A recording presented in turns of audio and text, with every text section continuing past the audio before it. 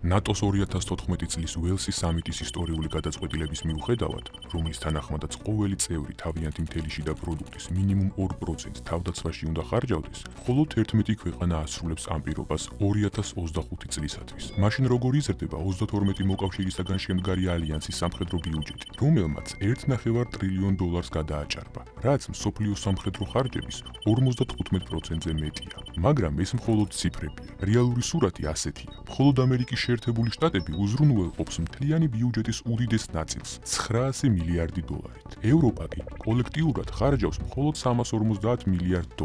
ეს ქმნის საშიშ რეალობას. ნატოს უსაფრთხოება კრიტიკულად არის დამოკიდებული ერთ ქვეყანაზე. ჩნდება კითხვა, რა მოხდება თუ ამერიკა გავა ალიანსიდან? ასეთი სცენარი ნატოს სამხედრო ბიუჯეტს 75%-ით შეამცირებს. დასახმელეთო ძალების 1.3 მილიონი ჯარისკაცის შემცირებას გამოიწვევს, რაც ალიანსისათვის კატასტროფის სტოლფასი იქნება.